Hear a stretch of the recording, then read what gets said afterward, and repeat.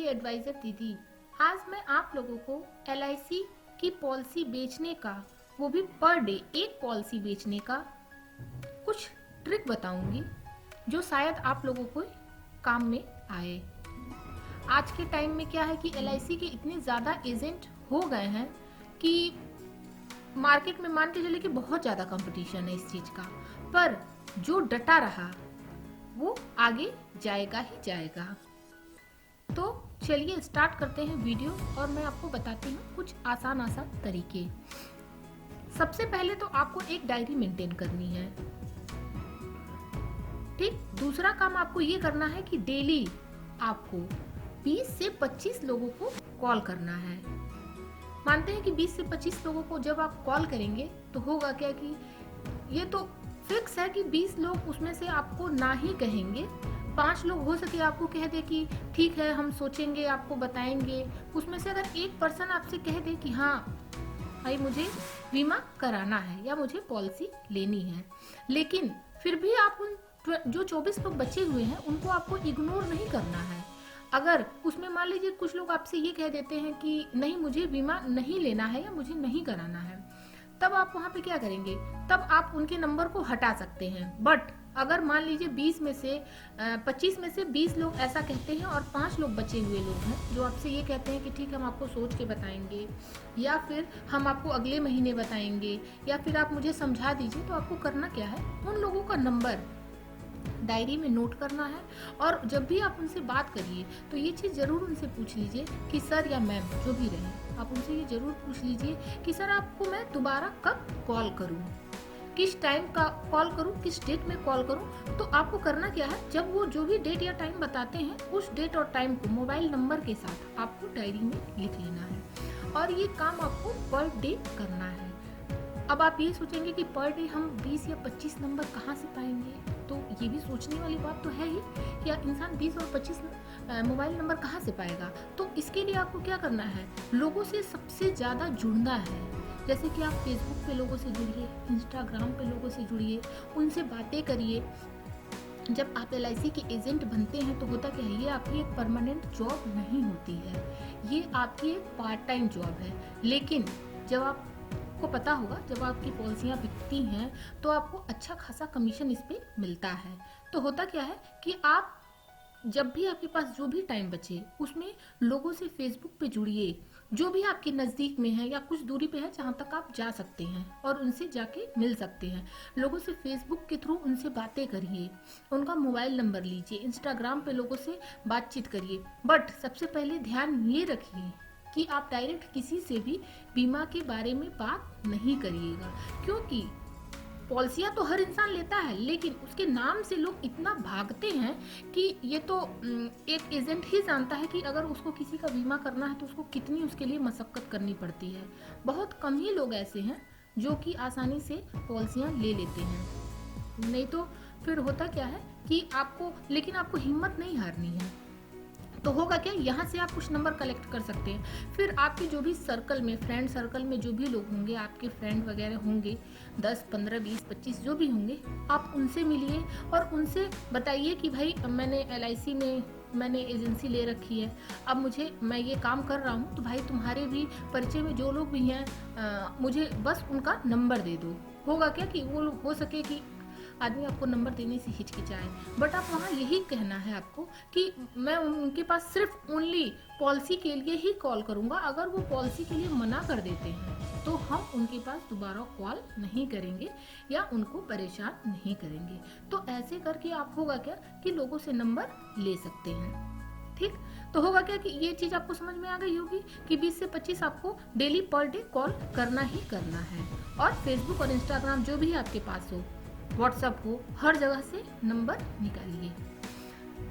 तीसरा काम आपको क्या करना है कि सबसे पहले जब भी आप एजेंसी ले लेते हैं, होता क्या है कि आपको जितनी भी पॉलिसियाँ LIC में हैं उसकी जानकारी एकदम आपको जुबानी रटी होनी चाहिए। मतलब उसका हर एक टर्म कंडीशन आपको पता होना चाहिए।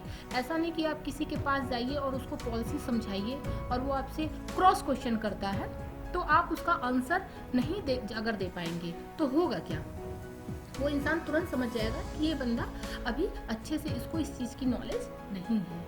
तो आपको सबसे पहले इस चीज़ की नॉलेज, पॉलिसी की जितनी भी LIC की पॉलिसी है उसकी नॉलेज आपको बहुत अच्छे से रखनी है, ताकि आप किसी को भी पॉलिसी आसानी से समझा सके, उसके टर्म और कंडीशन अच्छे से समझा सके। फिर उसके बाद आपको क्या करना है, रिश्तेदारों की कभी भी, जो भी आपके रिलेशन में है, उनकी पॉलिसी के लिए आप उनसे कभी भी चर्चा मत करिएगा। बहुत से लोग कहते हैं कि चलो हमने एजेंसी ले ली है, अब हम अपने उन रिश्तेदार हैं, चाहे वो रिश्तेदार हैं, उनका हम जाके बीमा कर देंगे। बट ये काम बिल्कुल भी मत करिएगा। ऐसा करने से आपका रिलेशन खराब होगा उनके प्रति। लेकिन एक काम जरूर करिएगा, जब भी वो आपसे मिले तो पॉलिसी की चर्चा मत करिएगा।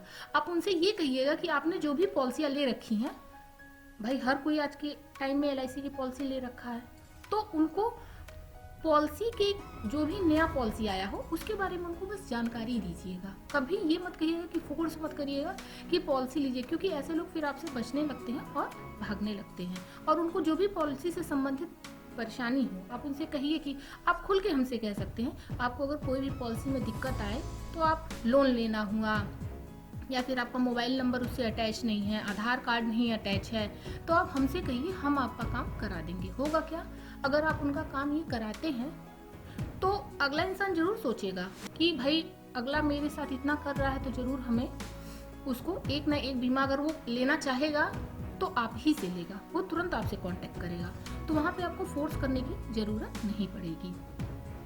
इसके बाद आप क्या करिएगा, सबसे पहले अगर आप एजेंसी ले लेते हैं तो सबसे पहले मैं तो यही कहूँगी कि आपको अपना खुद का बीमा अगर ना हुआ हो तो अपना खुद का एक बीमा, छोटा ही सही लेकिन अपना खुद का एक बीमा करके अपनी एक बोहनी कर लेनी चाहिए। होगा क्या इससे कि आपने बीमा किया, तो आप जब अपना खुद का बीमा करते हैं तो वहाँ पे ये होता है कि आपको सारी नॉलेज हो जाती है कि हमको कैसे कैसे कौन से डॉक्यूमेंट अटैच करने। एक याद करना किसी चीज़ को और एक चीज़ प्रैक्टिस करना, प्रैक्टिकल करना, दोनों में फ़र्क होता है। तो होगा क्या कि जब आप अपना खुद का बीमा करेंगे, फॉर्म को भरेंगे, उसको सब कुछ उसके साथ आधार, पेन जो भी है सब अटैच करेंगे, ऑफिस में उसको जमा करेंगे, तो आपको उससे क्या होगा, नॉलेज होगी और एक आपका इंश्योरेंस भी हो जाएगा, क्योंकि इंसान का खुद का भी एक बीमा होना बहुत ज़रूरी होता है।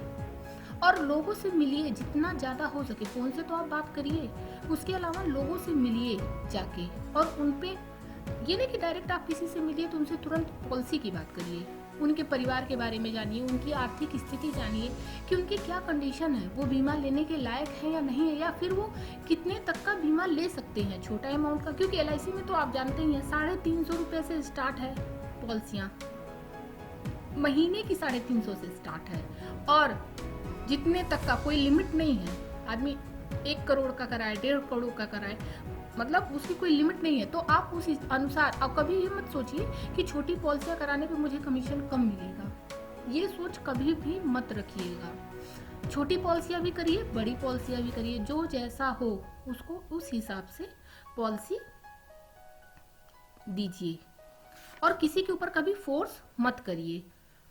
इसके अलावा अगर नया साल आता है तो नए साल पे आप क्या करिए, कैलेंडर छपवाइए, डायरी छपवाइए, कैलेंडर पे अपना नाम, मोबाइल नंबर, अपना एक विजिटिंग कार्ड रखिए, हमेशा विजिटिंग कार्ड जो होता है छपवाइए उसको, और उसको हमेशा अपने पास रखिए, ताकि कोई भी अनजान इंसान भी, जैसे आप सब्जी खरीदने गए, समोसा लेने गए, या किसी भी दुकान पे, मेडिकल स्टोर पे आप जा रहे हैं, कहीं भी जा रहे हैं, तो कहने की ज़रूरत नहीं है, आप अपना विजिटिंग कार्ड वहाँ पे दे दीजिए कि भाई ये मेरा कार्ड है, अगर आपको कभी भी ज़रूरत हो तो आप मुझे कॉल कर सकते हैं। ऐसा नहीं कि आप बीमा के लिए ही कॉल करिए, इसके अलावा आपने अगर पॉलिसी ले रखी है, उससे संबंधित कोई आपको जानकारी लेनी हो या कोई आपको प्रॉब्लम आ रही है, तो भी आप मेरे पास कॉल कर सकते हैं। तो अगर अगला आपके पास जब भी कॉल करता है तो उसे इग्नोर भी मत करिए। कि अगर मान लीजिए आपके पास कोई कॉल आ जाती है, कोई कह देता है भाई मुझे अपनी पॉलिसी पे लोन लेना है, तो ये मत सोचिए कि हम उसको क्यों लोन दिलवाएं, क्योंकि उसने तो मुझसे बीमा नहीं लिया है। ये काम बिल्कुल मत करिएगा।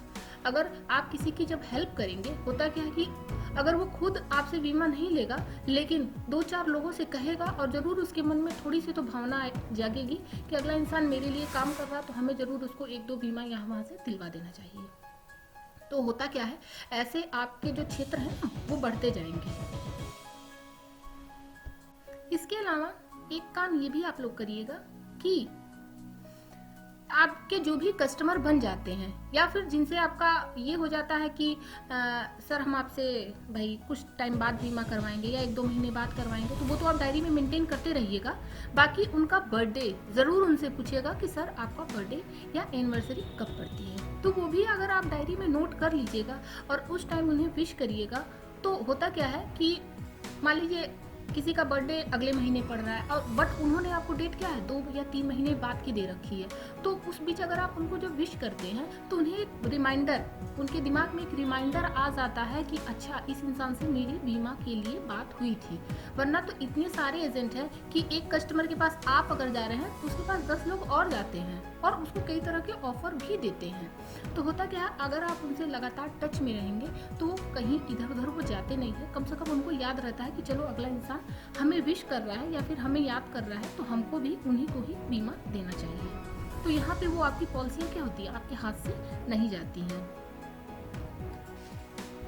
इसके अलावा आपको एक बात का और विशेष ध्यान देना है कि आप जब भी किसी कस्टमर से मिलने जाइए तो क्या है कि एक ऐसा मतलब कि अच्छे कपड़े पहन के जाइए, ताकि आपको किसी को जब कोई आपको देखे तो उसको ये लगे कि हाँ कोई अच्छा बीमा सलाहकार है और मुझे आया है मुझसे मिलने के लिए।